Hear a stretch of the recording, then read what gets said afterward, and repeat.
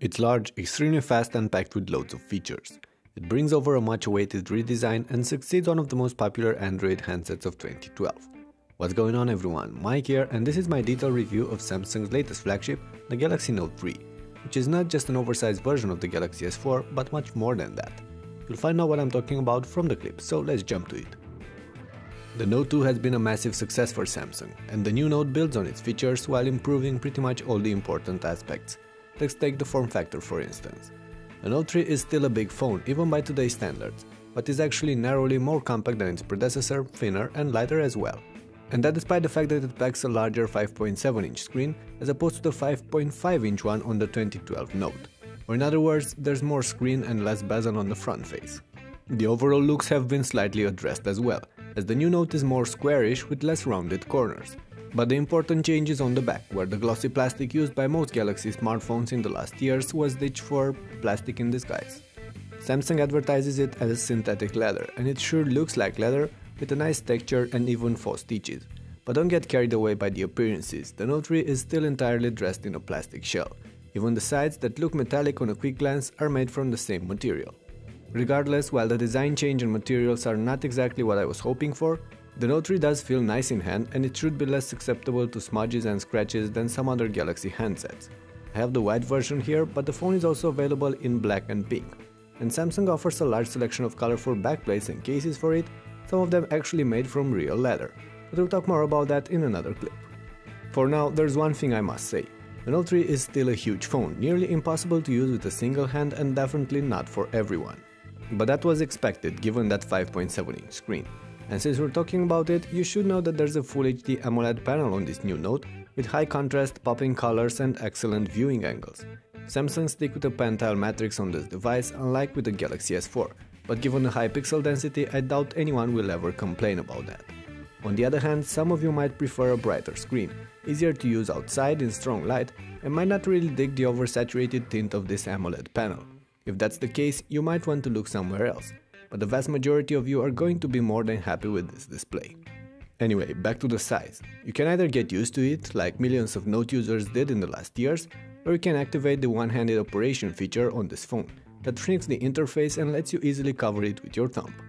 Regardless, at the end of the day, there are many benefits from having a large screen handset. For instance, watching movies or playing games on the Note is an absolute delight. Catching up with your daily news is just as enjoyable, and there are also multitasking features offered, like Samsung multi-window that lets you easily split the screen between two different tabs and share elements between them if you want to. And the advantages don't stop here. With a larger body, there's room for faster hardware and a proper size battery, plus room for the S Pen, but let's take them one at a time. There will be two different versions of the Note 3 in stores. We have the most common one for this review, the one that supports LTE speeds and is powered by a Qualcomm Snapdragon 800 chip, with a quad-core processor clocked at 2.3 GHz, Adreno 330 graphics and 3 GB of RAM. The base model also comes with 32 GB of storage, and about 25 GB are available for your own content, but you can expand that with a microSD card. The Note 3 in this configuration is an absolute beast of a phone. The benchmarks show the highest scores I've ever seen on an Android device till now, and in everyday use the Galaxy is almost lag-free, with only occasional stuttering, but the lag usually associated with TouchWiz is almost non-existing here. However, if you do want the best experience out of this phone, you can ditch TouchWiz for a different launcher, or maybe wait for a Google version. Anyway, I'm not going to tell you much about Samsung's UI, nor will I focus on the gestures and the apps available on this device, as they are pretty much identical to those on the Galaxy S4 with only minor changes. You do get motion and air gestures on the Note, eye tracking abilities and apps like S-Health, S-Translator or Watch On. However, what clearly sets the Note apart from the S4 and many other premium handsets is the S Pen. First of all, it's slimmer than before and has been redesigned to fit more easily into its slot. I did find it a bit too thin and I needed some time to get used to it though. There are a few new functions and tricks associated with the pen on the new Note 3. You can still use it for taking notes, sketches or drawings. It also offers support for air view gestures like the ability to preview messages in the notification panel or frames in a movie. As for novelties, you get air commands.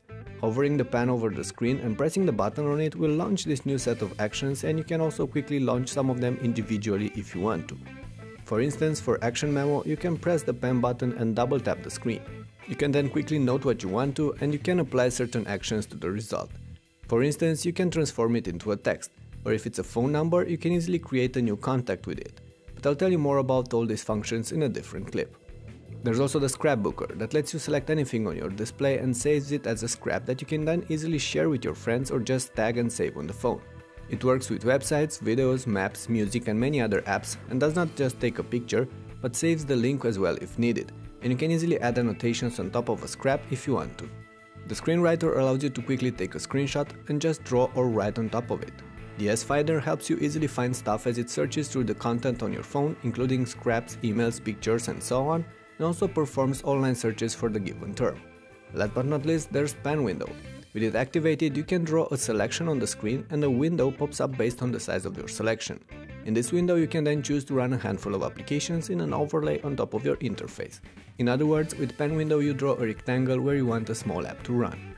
Anyway, I'll tell you more about the S Pen and its features in a dedicated clip, so stay tuned. As a quick wrap up, the Note 3 can easily handle anything you might throw at it, and it's for sure the smoothest Samsung device I've ever seen. It runs Android 4.3 with TouchWiz on top as I mentioned above, and there's also a large selection of software on board to help you make the most of this smartphone. This aside, let's talk about the battery life. There's a 3200 mAh battery on the Note 3, and that's enough to drive the phone for 2 entire days of medium use. That includes watching some videos, playing games for more than an hour, keeping it on either 3G or Wi-Fi all the time, and constantly having the screen on while checking emails, browsing or checking out Twitter or Facebook updates. If used lightly, the Note 3 can easily last even longer, but if you're going to push it, you'll get about 7 hours of playing games and more than 10 hours of watching videos, all with the screen at about 70%. The camera is another important aspect on a modern smartphone. The Note 3 packs a 2-megapixel shooter on the front and a 13-megapixel shooter on the back, in many ways similar to the one on the Galaxy S4. The camera interface is the same as well, and most of the modes we've first seen on the S4 in spring are here, including dual shot, drama shot and all the others. When it comes to results, this device takes sharp and clear pictures in good light, with plenty of details and overall nice colors, although a bit too vivid. Indoors and especially in bad lighting, you're still going to struggle getting a properly focused pic though, just like on the S4.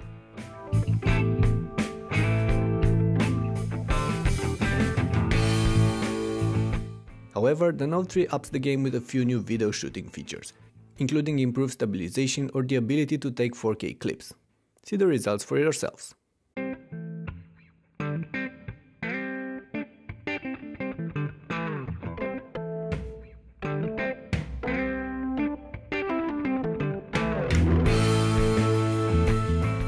Alright, I've covered so far most of this phone's important aspects.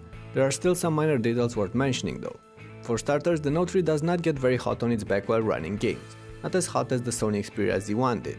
Then the earpiece and the microphones are splendid, and I didn't have any problems with the call quality, nor did I encounter anything annoying when it came to GPS or wireless connectivity. Also, the Note 3 packs a micro USB 3.0 port, and you can see that it's larger than the standard USB 2.0 connector we usually have on smartphones. That allows faster transfer speeds and faster charging times, but the Note will still work with a standard cable as well, you'll just lose the speed gains though. And while we're here, it's worth mentioning that the speaker was moved on the lower edge of the phone and it's loud and clear, while around the sides you get all the other standard ports and buttons we've seen on the Galaxy S4, including the Air Blaster. Oh, and I forgot to mention that the back is still removable on the Note 3, and behind the plastic cover you'll find a replaceable battery and the new combined ensemble that takes both the microSIM and the microSD cards, one on top of the other, but I'll tell you more about that in a dedicated clip. All in all, there's really not much to complain about this phone. The form factor can make or break it for you. That's why I suggest you go out there and get your hands on it before actually buying it. Because at the end of the day, the Note 3 is clearly not for everyone. But if you can deal with the size, you'll just love the benefits offered by a large display, combined with the speed, the fairly good camera and the long battery life. And then you get the extras like the S Pen features, the software or the gestures that you might or might not end up using. Either way, Samsung did a good job with this phone. It still has its quirks, but there's nothing utterly annoying, nothing that can steer you away from it. That of course if you can deal with the size, and a hefty price, as this is going to be one of the most expensive handsets of the moment. Okay, this pretty much wraps it up for this review. You've seen what I think about the Note 3, now it's your turn. Let me know in the comments below if you like this phone or not, and if it's something you'd consider buying. Also, let me know if you have any questions that I could answer, and check out my other videos on the channel where I talk in depth about certain aspects of this Galaxy and compare it with other popular smartphones. Anyway, that's about it for now. Thanks for watching, don't forget to hit that thumbs up button if you enjoyed the clip, and I'll see you later.